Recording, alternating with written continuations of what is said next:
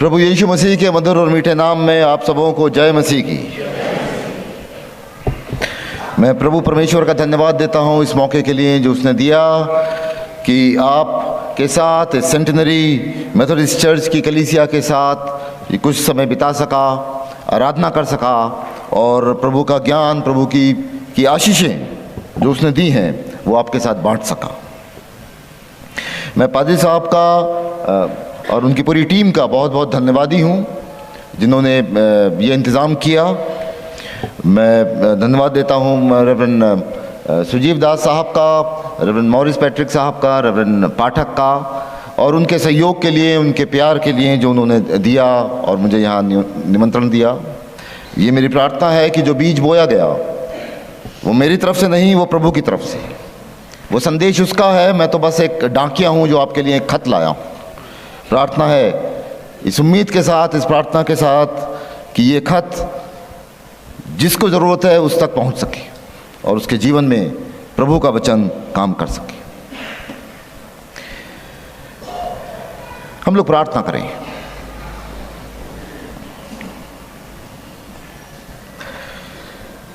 प्रभु जी, हम आपको धन्यवाद देते हैं कि आपने हम लोगों को बुलाया कि हम आपके बेटे और बेटी कहलाएं।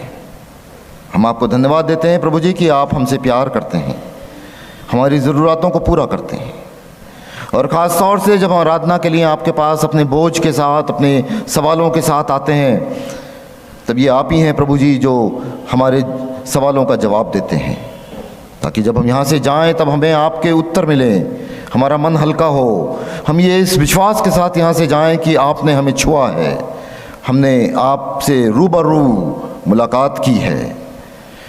प्रभु जी, इस आपकी उपस्थिति इस आराधनालय में हम में से हर एक को छुए, हमें चंगाई मिले, शारीरिक, आत्मिक, मानसिक। हम हर एक उन चीज़ों में जो हमारे अंदर कमी घटी हैं, प्रभु जी आज आपके वचन से हमें भरपूरी मिले, ताकि हमारे जीवन सुंदर बने और हम आपके जीवित गवाह बन सकें। इस प्रार्थना को आपके बेटे यीशु मसीह के नाम से मांगते हैं, आमीन।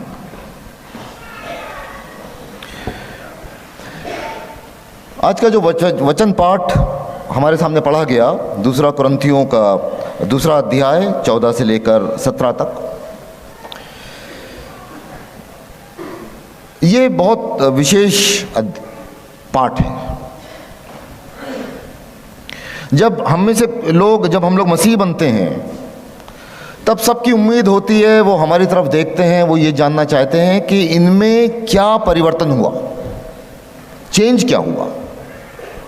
मसीह बनने के बाद हम कैसे बने, हम क्या हो जाएं, हमारे अंदर क्या हो जाए, ये एक बहुत बड़ा प्रश्न है जो हम एक दूसरे से पूछते हैं, हम प्रभु के सामने जाके पूछते हैं। और जो हमारी थीम है वो यही थीम है कि यदि हम अपने आप को जांचते तो दंड के भागी ना होते। वो परिवर्तन जो हमारे जीवन में आना था, क्या वो आया है?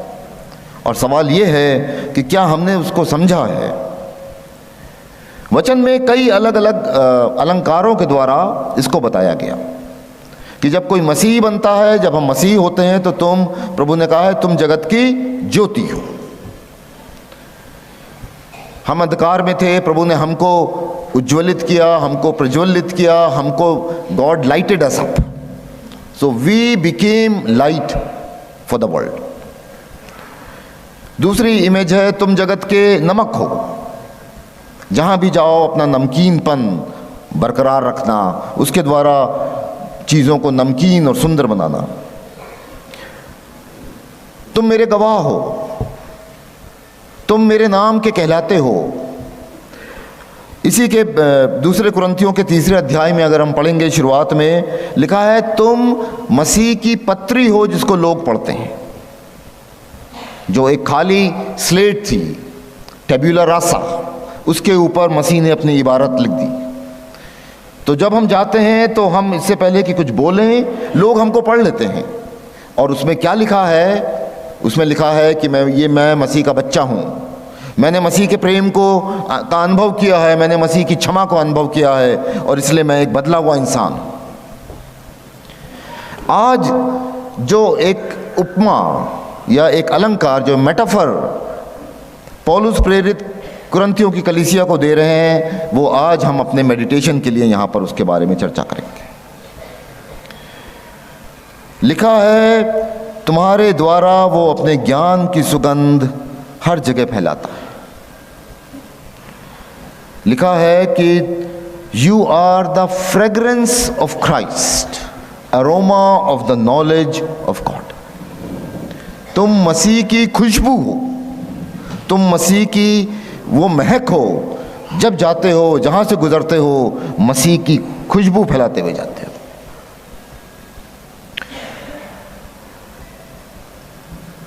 ये बड़ी अजीब बात है कि हम में से हर एक के पास एक खुशबू है, हम में से हर एक के पास एक वाइब्स है जो हम इमिट करते हैं, जो हमारे अंदर से निकलती है। हमारे अंदर से एक खुशबू निकल रही है, हमारे अंदर से एक वाइब्स निकल रहे हैं जो हमारे चारों तरफ के लोग जान जाते हैं। और जब हम मसीह बनते हैं तब उसमें फ़र्क आना चाहिए। वो फ़र्क हमारी खुशबू में, हमारी शख्सियत में, हमारे पर्सनालिटी में, हमारे खड़े होने में, जहाँ हम खड़े हों वहाँ से वो महक चारों तरफ फैलनी चाहिए।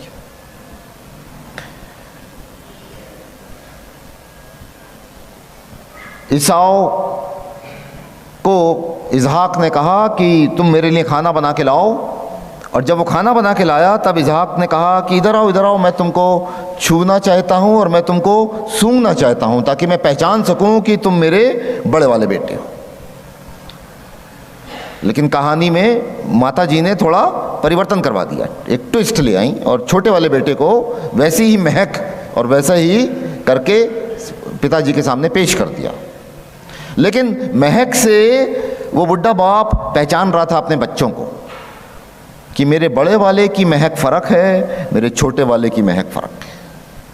मेरे दोनों बच्चों की महक अलग अलग है, हैं तो मेरे ही बच्चे, खाते वही खाना है जो हम सब खाते हैं, लेकिन दोनों बच्चों की महक फ़र्क है। हम में से हर एक की एक महक है, हमारी शख्सियत की, हमारी पर्सनालिटी की, हमारी एक एरोमा है, एक वाइब्स है जो हम लेकर अपने साथ चलते हैं। हमें पता नहीं होता, लेकिन कई बार हो सकता है कि हमारे कहीं जाने से पूरे माहौल में चिड़चिड़ापन आ जाए।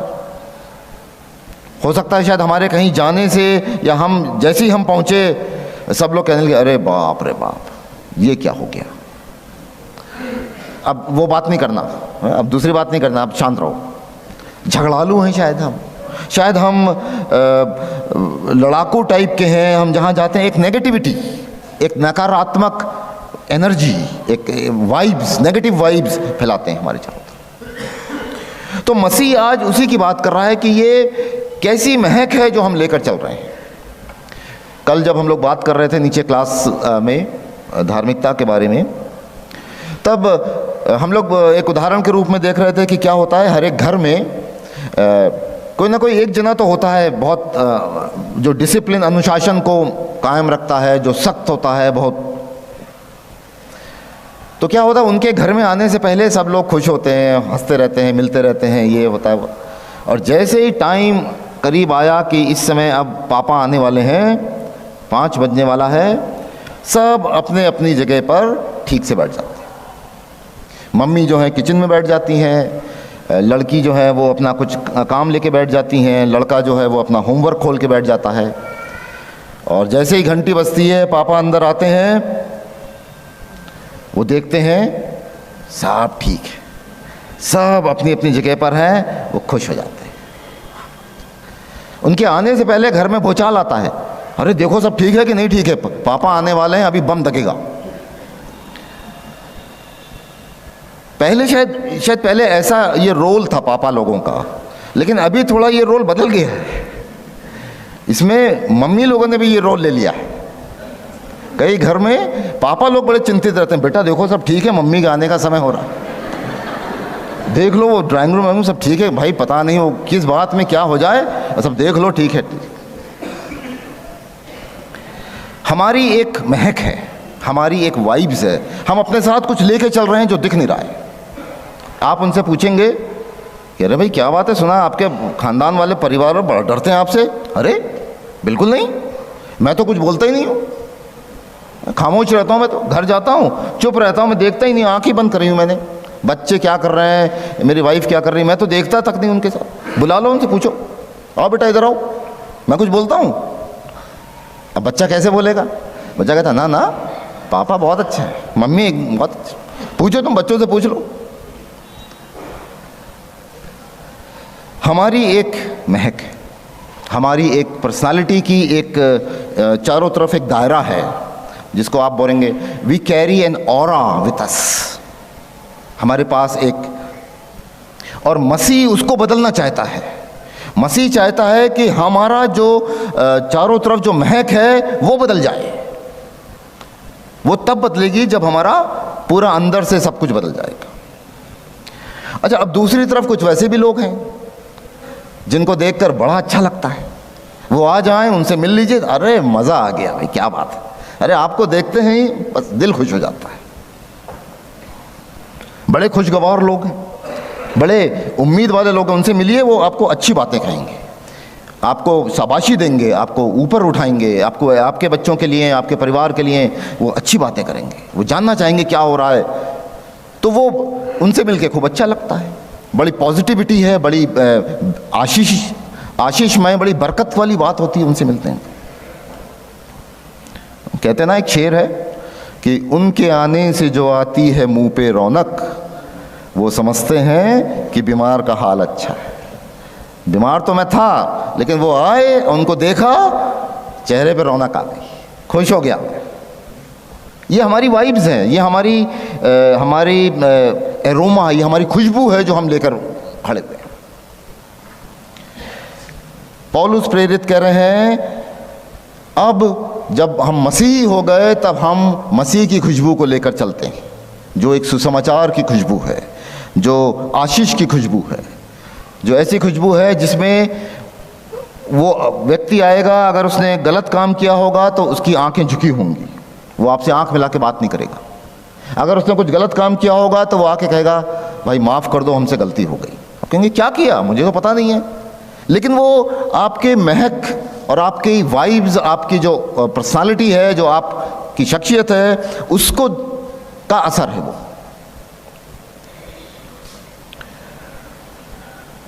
ये जो महक है, इसको ना तो रोका जा सकता है और ना इसे बनाया जा सकता है। नकली रूप में ये नहीं बनती है और ना इसको रोक पाएंगे। यदि हमारे अंदर मसीह की महक है, मसीह की सुगंध है, तब कोई उसको रोक नहीं पाएगा। हमको बोलने की ज़रूरत भी नहीं होगी, वो अपने आप ही मसीह की खुशबू सबके पास पहुंचेगी। जैसे बासमती चावल होता है, वो अगर पकेगा और ढक्कन हटेगा तो महक ही महक आएगी।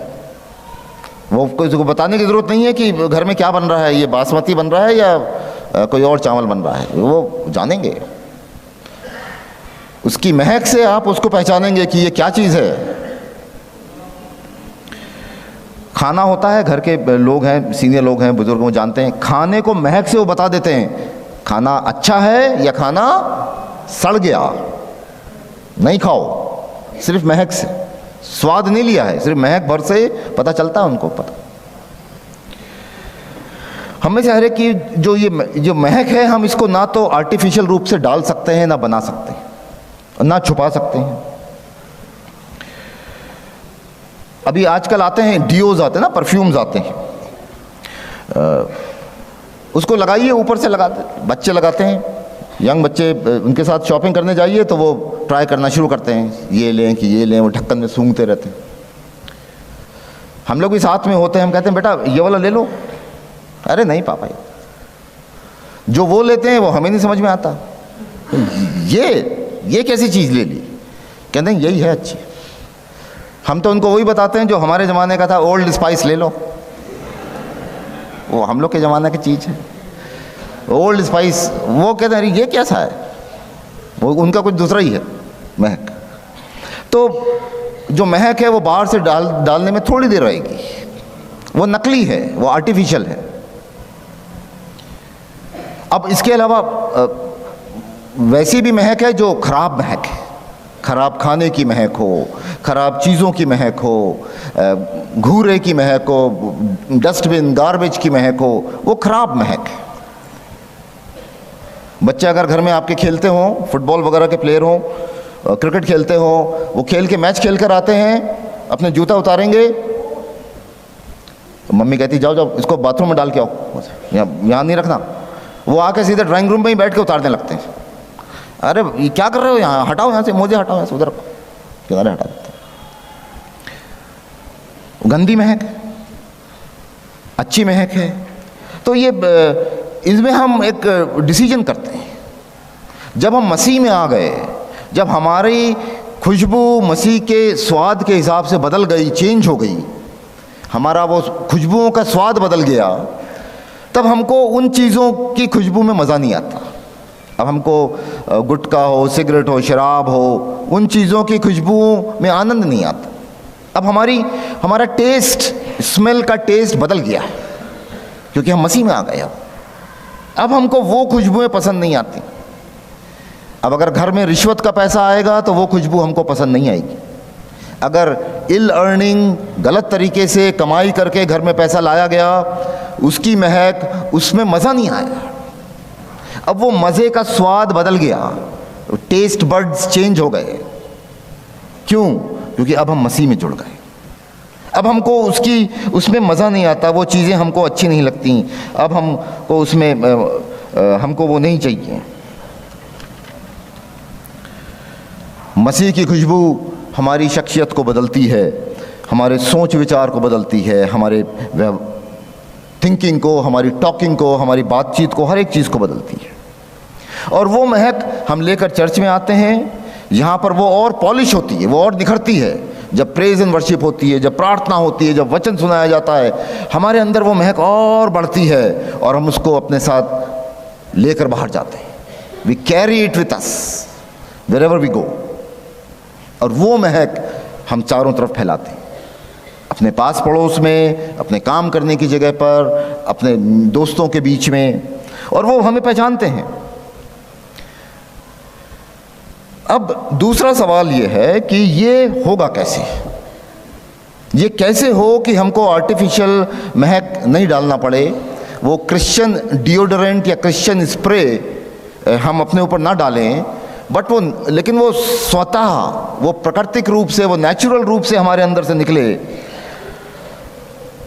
इसके लिए यीशु मसीह ने कहा कि मैं दाखरस हूं और तुम डालियां हो। यदि कोई मुझ में बना रहे और मेरी बातें उसमें बनी रहें तो वो बहुत फल लाता है। मसीह में जब जुड़ते ही है डाली, तब वो हमारी जो एक जंगली बेल थे, जो हम जंगली प्लांट था, जो हम एक जंगली गुलाब थे, जब वो गुलाब मसीह के गुलाब में, मसीह की डाली में, मसीह की दाखरता में जुड़ जाता है, तब उस गुलाब के अंदर भी वो मसीह का अंदर से दौड़ने लगता है। बॉटनी में बोलते हैं ना, जाइलम और फ्लोएम होता है। जब फोटोसिंथेसिस होती है, उसमें खाना बनता है, तो वो खाना नीचे सारे हिस्सों में जाता है, और फिर जो उसकी जड़ों से नीचे से जो मिनरल्स और वाटर वो खींचता है, वो जाइलम और फ्लोएम से एक से ऊपर जाता है, एक से नीचे जाता है। लेकिन उसके लिए ज़रूरी ये है कि ग्राफ्टिंग पक्की होनी चाहिए, प्लांट की ग्राफ्टिंग होनी चाहिए। जंगली गुलाब भी अच्छा गुलाब बन जाएगा अगर वो मसीह के गुलाब में जुड़ गया, उसकी ग्राफ्टिंग हो गई। हमारे बॉटनी के टीचर कहते थे ग्राफ्टिंग का, गुलाब की ग्राफ्टिंग का उसमें बहुत फैशन जैसा था। 80-81 में जब मैं बीएससी कर रहा था, विटामिन सी की आधी टैबलेट लो, उसको स्पून में थोड़ा सा वो कर दो, और जब उसकी बड को आप वो करते हो तो उसमें हल्का डिप करके बांधो, 100% सक्सेसफुल ग्राफ्टिंग होगी। अब पता नहीं वो कितने mg की वो होगी टैबलेट, लेकिन कुछ याद है वो पता। यदि हम मसीह के साथ उस डाली में जुड़ गए, हम उसके साथ एक हो गए, तब ये एक ऑर्गेनिक यूनिटी है। ये आर्टिफिशियल जुड़ना नहीं है, ये एक ऑर्गेनिक ऐसी यूनिटी है जब हमारा खाना पीना सब कुछ मसीह की देह, मसीह की बदन से मिलने जुलने लगा। प्रभु भोज के लिए जब हम लोग आते हैं, पाक आशा के लिए, जब हम मसीह की देह और उसके लहू में हिस्सा लेते हैं, तब हमारी प्रार्थना होती है कि प्रभु जी होने दीजिए कि यीशु मसीह की देह हमारी देह में जुड़े। यीशु मसीह का लहू भी हम जब उसको लेते हैं तो वो हमारे अंदर जुड़े, ताकि मसीह का स्वभाव हमारे अंदर आ जाए, ताकि हम जो मसीह के साथ ग्राफ्टिंग करना चाह रहे हैं, जुड़ना चाह रहे हैं, वो पक्का हो जाए। हर महीने जब हम प्रभु भोज में आते हैं, पाक आशा में आते हैं, तब हम अपनी उस ग्राफ्टिंग के लिए चिंता करते हैं। प्रभु जी कुछ ऐसा ना हो कि वो ग्राफ्टिंग वो डेड हो जाए, उसके बीच के जो सेल्स हैं वो मर जाएं। वो ऐसा ना हो कि वो जो आना है खाना और पानी और मिनरल जो आने जाने हैं वो बंद हो जाएं, तब हम एक सूखी और बेजान लकड़ी की बन जाए। प्रभु जी हमारी ग्राफ्टिंग को मजबूत रखना, हमको मसीह में बनाए रखना, और जब हम मसीह में बने रहेंगे, मसीह का खाना, मसीह का पीना, मसीह का वो आ रहा है जा रहा है हमारे अंदर, तब हमारे अंदर जो फल निकलेंगे उनमें खुशबू होगी। वो ऐसे फल दिखेंगे जो आत्मा के फल हैं, और वो आत्मा के फल खुशबू फैलाएंगे, चारों तरफ महक होगी, फ्रेग्रेंस होगी, मसीह की खुशबू चारों तरफ फैलेगी। हमें अपनी ग्राफ्टिंग की चिंता करनी चाहिए। क्या हम मसीह में जुड़े हुए हैं? क्या वो जोड़ पक्का है, मजबूत है, या वो जोड़ धीमे धीमे हमारा वो डेड सेल्स उसके चारों तरफ बनते जा रहे हैं? क्या धीमे धीमे हम कैलस होते जा रहे हैं, हम लापरवाह होते जा रहे हैं, हम उतने परवाह नहीं करते कि हमारा मसीह का संबंध कैसा है, क्या दुरुस्त है या नहीं दुरुस्त है?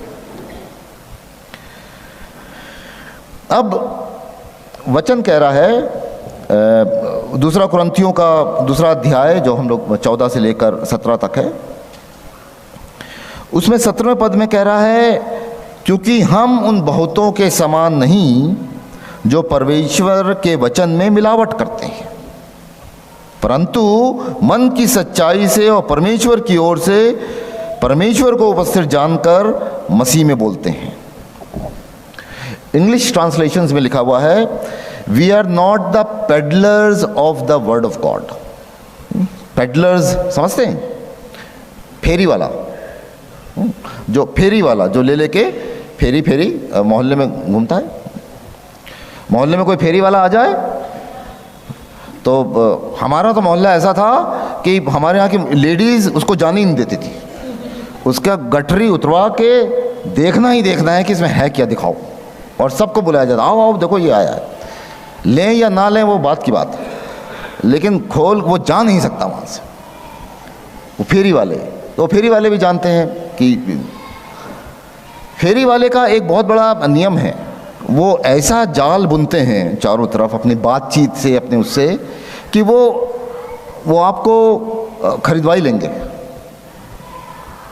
तो क्या हम peddlers of the word of God हैं? क्या हम मसीह के वचन को फेरी वाले की तरह बेच रहे हैं, उसमें मिलावट करके, उसको अपनी एडवर्टाइजिंग की ट्रिक्स के साथ उसको मार्केटिंग करके, उसको, या मन की सच्चाई के साथ मसीह की खुशबू को फैला रहे हैं? दोनों के बीच में एक तुलना करके, एक कंपैरिजन करके बताया है पौलुस कह रहे हैं, या तो हमारे अंदर मसीह की सुगंध है जिसको हम फैलाएंगे, और नहीं तो हम फेरी वाले की तरह मसीह के वचन को बेचने की कोशिश करेंगे, जिनको उसकी ज़रूरत नहीं, जिनके पास उसकी तैयारी नहीं, जिनके पास उसका एक्सेप्टेंस नहीं, जो उसकी वैल्यू नहीं जानते, जो उसके महत्व को नहीं समझते। हम ज़बरदस्ती किसी ना किसी गिमिक्स के द्वारा हम उसको बेचने की कोशिश करते हैं। इन दोनों के बीच में तुलना, और ये चुनौती हमारे सामने है कि क्या हम मसीह की खुशबू को अपने साथ लेकर चलेंगे, या हम मसीह के वचन को कुछ दूसरे तरीके से हम बांटने की कोशिश करेंगे। तीसरी और सबसे आखिरी बात जो सबसे महत्वपूर्ण है, मसीह की सुगंध दोनों लोगों के लिए है। जीवन के लिए जीवन की सुगंध है, और नाश होने वाले के लिए मौत की सुगंध है। ये बहुत क्रूशियल बात है। देखिए, प्रभु भोज हम लोग लेने आते हैं, तो प्रभु भोज जब हाथ में लेते हैं, ये मेरी देह है, ये मेरा लहू है जो तुम्हारे लिए बहाया गया। उससे हमें चंगाई मिलती है, उससे हमें ताकत मिलती है, उससे हमें नया भरोसा मिलता है कि हम मसीह में जुड़े हुए हैं और हिम्मत के साथ हम बाहर जाते हैं। लेकिन यही प्रभु भोज जब यहूदा इस्करियोती ने अपने हाथ में लिया, जब मसीह बांट रहा था, तब क्या हुआ? लिखा है, जैसे ही उसने रोटी के टुकड़े को लिया और उसमें डिप किया तो क्या हुआ? शैतान उसमें समा गया। Can you imagine that? प्रभु भोज लेते समय अगर नियत गलत है, अगर विचार गलत है, अगर बेईमानी है, अगर धूर्तई है, तो वही प्रभु भोज जो चंगाई देने वाला है, जो जीवन का जल है, जो जीवन की रोटी है, वही प्रभु भोज शैतान के लिए एंट्री का जरिया बन गया। मसीह की सुगंध, लिखा है, मरने जो उद्धार पाने वाले और नाश होने वाले दोनों के लिए मसीह की सुगंध है। कुछ के लिए तो मरने के निमित्त मृत्यु की सुगंध और कितनों के लिए जीवन के निमित्त जीवन की सुगंध। हमारी आपकी के जीवन में किसकी सुगंध है? क्या जीवन की सुगंध लेकर हम चल रहे हैं या हम मौत की सुगंध को लेकर चल रहे हैं? इसका फैसला हमको आपको करना है। मेरे भाइयों और बहनों, मैं आपको इस वचन के साथ छोड़ना चाहता हूं कि मसीह का नाम जो हमको मिला है, ये नाम सब नामों में श्रेष्ठ है। ये नाम ऐसा नाम है जिसने अंधों को आंखें दी हैं, जिसने बीमारों को चंगा किया है, जिसने कुछ लोगों को ऊपर उठाया है, जिसने दुनिया को बदल दिया। क्या आप ध्यान कर सकते हैं, यीशु मसीह जब इस दुनिया को छोड़ के गए थे, कितने लोग थे जो उनके फॉलोअर्स थे? 10-11 लोग थे जो उनके चारों तरफ खड़े थे। लोग ऐसा बताते हैं, इसका एक स्किट भी है, प्ले भी है, लोगों ने कहा बनाया है कि जब यीशु मसीह स्वर्ग गए तो स्वर्ग में पूछने लगे सब लोग कि तुमने इतना बलिदान दिया, इतना प्रचार किया, इतना काम किया, तुम यहाँ आ गए, अब वो सब काम तो वेस्ट हो जाएगा। तो यीशु मसीह ने कहा नहीं, वेस्ट नहीं होगा, वो बर्बाद नहीं होगा, क्योंकि वो मैं अपने विश्वासी लोगों के हाथ में छोड़कर आया हूँ। आज के दिन जब यीशु मसीह स्वर्ग में बैठा हुआ सेंटिनरी चर्च की कलीसिया को देख रहा होगा तो वो खुश होता होगा, वो आनंदित होता होगा कि मेरे बच्चे आराधना के लिए जमा हैं और ये मेरे नाम को लेकर बाहर जाएंगे। अब मुझे किसी चीज़ की चिंता नहीं, अब मुझे इस बात की चिंता नहीं कि ये सुसमाचार मेरा दुनिया में कैसे फैलेगा, कैसे ये मसीह की सुगंध बाकी दिल्ली के लोगों को मिलेगी। मसीह निश्चिंत हैं कि सेंटिनरी चर्च के लोग उस महक को लेकर जाएंगे। क्या हम इस कसौटी पर खरे उतरेंगे? क्या हम मसीह के विश्वास पर खरे उतरेंगे? क्या हम मसीह की उस आशा पर खरे उतरेंगे जो उसने हमसे लगाई है? ये मेरे बच्चे हैं, ये क्यों नहीं ले जाएंगे? ये बीमार थे, मैंने इन्हें चंगा किया, इनको मेरी ज़रूरत थी, मैं इनके साथ खड़ा रहा, इनके बुज़ुर्ग बीमार थे, मैं उनके साथ था, इनकी कमी घटी में मैं इनके साथ था, मैंने मसीह ख़ानदान बनाए हैं, मैंने उनको आशीषित किया है, मैंने उनके परिवारों में बच्चे दिए हैं, उनको वोकेशन दिया है, उनको काम दिया है, उनको आगे बढ़ाया है। ये मेरे लोग हैं, ये मेरी डालियाँ हैं जो मुझ जैसे पेड़ में जुड़ी हुई हैं। ये क्यों नहीं मेरा फल लाएंगी? ऐसा कैसे हो कि हम मसीह की देह को खाएं, हम मसीह के लहू को पिएं और हमारे अंदर से शैतान के फल निकलें? हम तो मसीह का फल खा रहे हैं, हम मसीह की देह खा रहे हैं, हम कैसे ऊंट कटारे उगाएंगे?